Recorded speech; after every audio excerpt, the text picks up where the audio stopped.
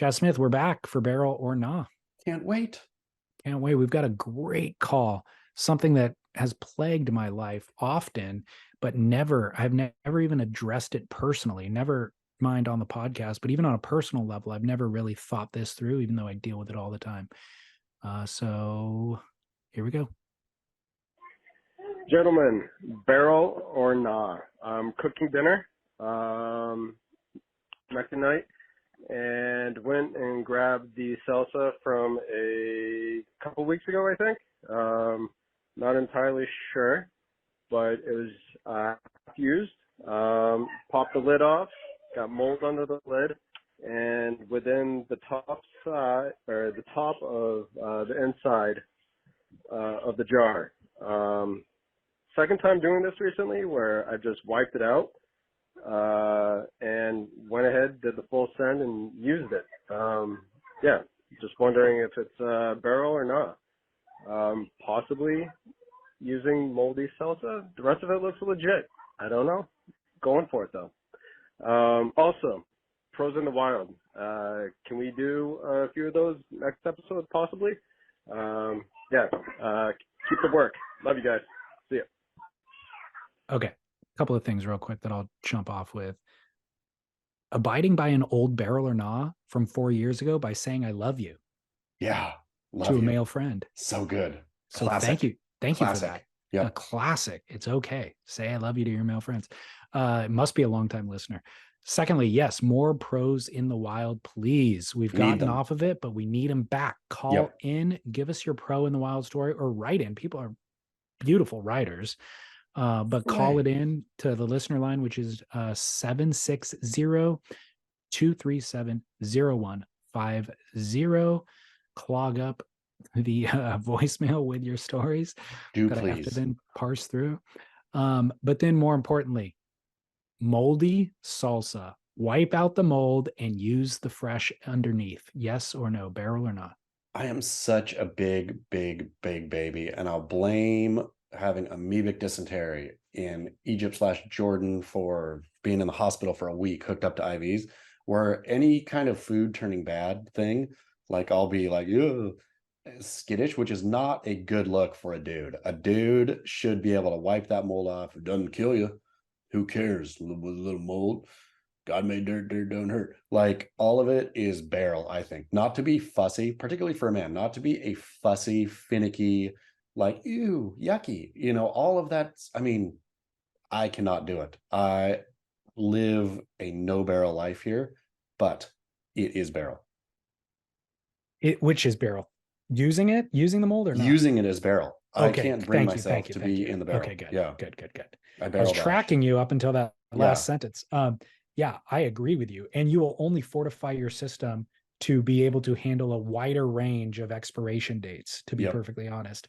So there's so many things in the condiment section. I mean, in my refrigerator, sour cream, I'll do that too. Cheese, I'll just cut off that layer. I'll cut off mold off cheese. Yeah.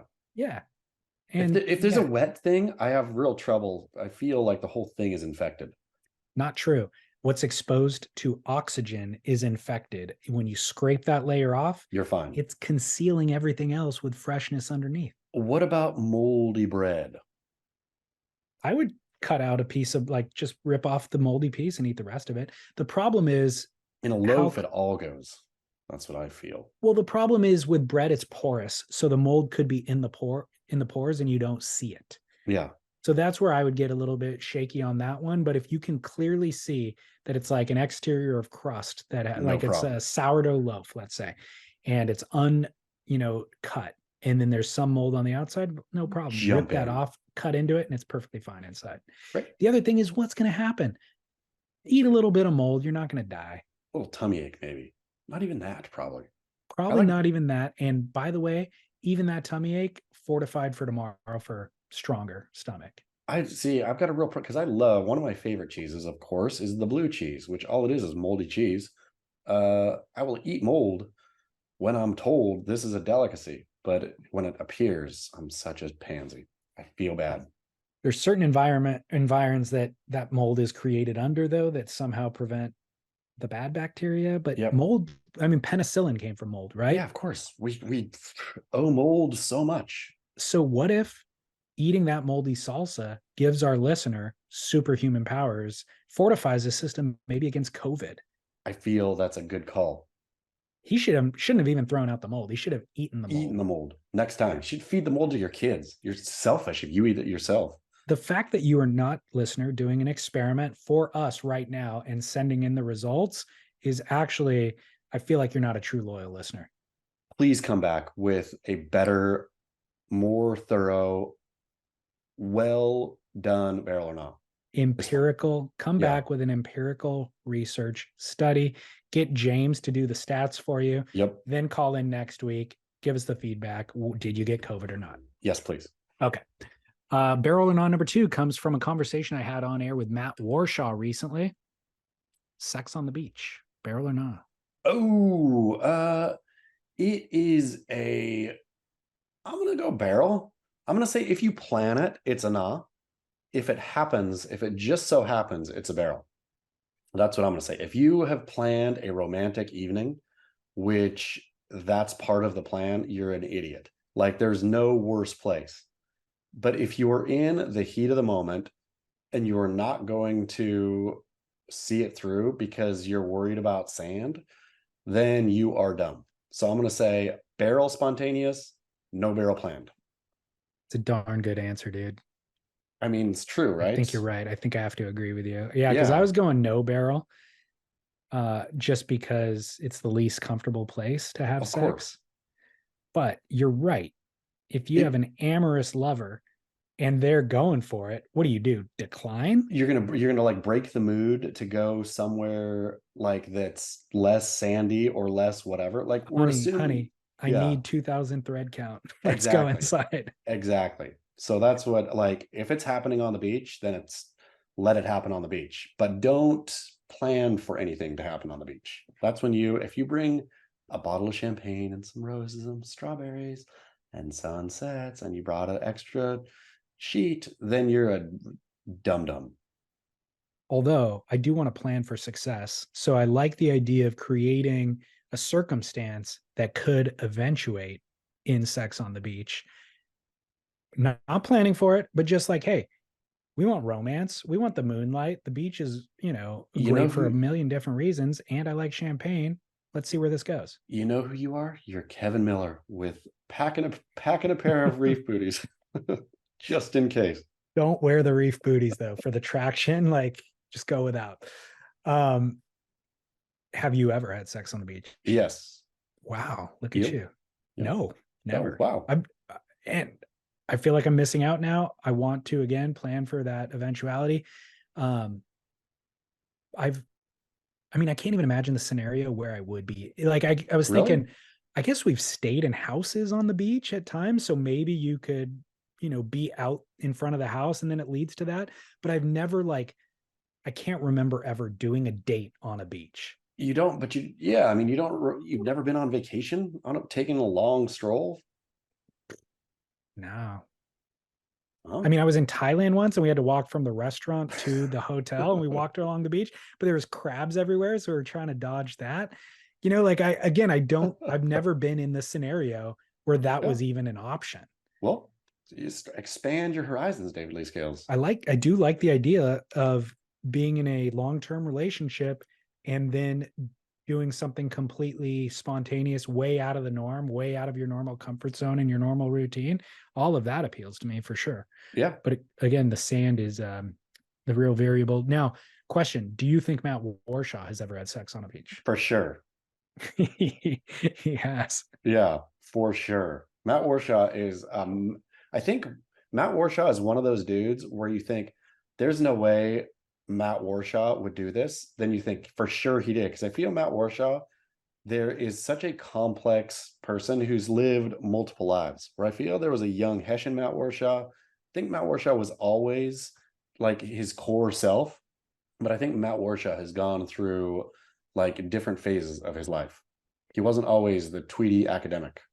Matt Warshaw, his first surf experience was with Jay Adams. Exactly. I mean, that's who he grew up. Let's start there. Yeah, precisely. Yeah, and spent time in Venice, like during, when it was Venice. Um, and then I feel like also a secret Lothario. Yeah, for sure. And Matt Warshaw knows what he's doing. Him playing the Tweedy Academic is such a good look on him now. But when he was like in Jay Adams years, he had like long hair and was like, Matt Warshaw through the years has always dressed and looked Zeitgeist, I feel, or Zeitgeisty, like exactly appropriate to what he should be doing. Yeah. Yeah. Getting laid on the beach. Yep. Matt Warshaw. Good on you, Matt. Yep. Sounds like I'm the only loser in this group. Yeah, do you think Kevin Miller? Yeah, well, he has a condo on the beach, so I think that's a regular part of. And he has 5 kids. One kid was born sandy, strangely enough. Came out with sand in his hair. Oh wait, I've got one more barrel or not. I was about to sign us off. Barrel or not coming. Actually, I'll go with a different one. This came from a listener. Going for a run with no shirt on. That's the only way I run. I wonder if this listener saw me. Wow. That is the only way I run. I feel constricted when I have a shirt on. I can't do it. So from even the coldest of winter days to, of course, the hottest of summer days, I can only run shirtless. Crazy, and I don't know how anybody else can run with a shirt on. Insane, because you wear some really flowy shirts that I feel like would just be almost like being shirtless. I feel suffocated by a t-shirt. I feel like it is constricting me in a way that I don't feel constricted ever in life. It is. I run and I only ever wear t-shirts and I feel constricted every time, but out of a certain decorum, I don't want to expose my bare chest to all the random people that I'm going to encounter out on the street. So I wear it. I feel constricted for their benefit. And I appreciate I need to get there myself, I suppose. I need to get to the place of suffocation and accepting it as my duty, because I run through the park. I run on Saturday. Inevitably, there's soccer games and whatnot. I'm running through like crowds of soccer parents. Nobody wants to see me running naked, but I force it upon them. It's not a good look. But barrel. Split right down the middle. I'm going no. Faster. Nah. Makes you run faster. Nah, barrel. That's true. More aerodynamic. I'm not really going for speed. I'm just going for a little cardio, Good workout.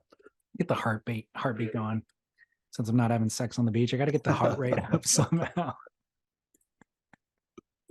The way I do it doesn't really get the heart rate up anyways.